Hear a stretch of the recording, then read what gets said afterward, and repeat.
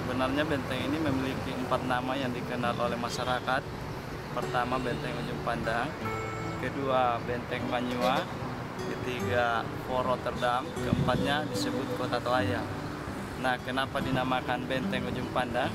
Karena letak benteng ini itu berada di sebuah tanjung.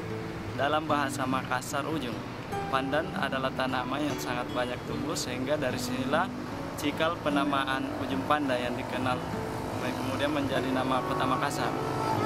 Nah, kemudian nama keduanya Benteng Panyua ya, itu dikarenakan karena model dari benteng ini itu menyerupai seekor penyu yang sudah merayap ke laut.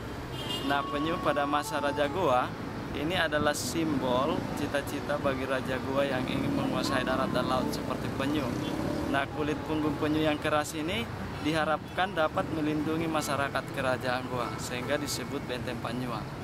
Nah, Fort Rotterdam itu setelah Sultan Hasanuddin, Raja Goa, kalah dalam Perang Makassar pada tahun 1667. Lalu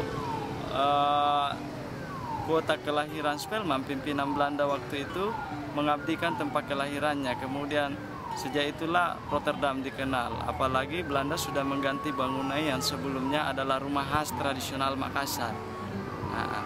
Nah, sekarang bentengnya tertera di pintu gerbang masuk. Sejak zaman Belanda itu tertera Fort Rotterdam, Fort Benteng Rotterdam, kota kelahiran Spelman. Kemudian Kota Toaya dinamakan demikian karena dulu sejak pemerintah Belanda kemudian memfungsikan benteng ini sebagai salah satunya yakni pusat pemerintahan. Nah, selain pusat pertahanannya, pusat pemukiman pembesar, kemudian pusat pemerintahan. Jadi sejak itulah benteng ini disebut Kota Toaya atau Kota Tua. Nah, itu.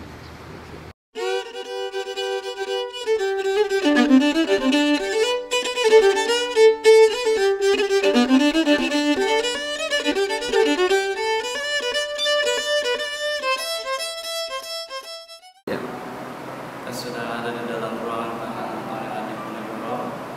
Di tempat ini terdapat beberapa gambar menceritakan tentang keadaan beliau waktu di dalam tahanan. Kemudian Pangeran Diponegoro itu pecah perangnya berlangsung tahun 1825 hingga tahun 1830. Beliau kemudian diajak berunding oleh Belanda. Keputusannya lalu diasingkan, jadi dia dibuang ke Manado dan menempati Rotterdam, Manado di Sulawesi Utara selama 4 tahun. 1834 itu pindah ke Makassar. Di ruangan inilah beliau hingga akhir hayatnya itu meninggal pada tahun 1855. Nah, dari angka tahun 1834 sampai 1855 ketika dia tahan itu lamanya 21 tahun.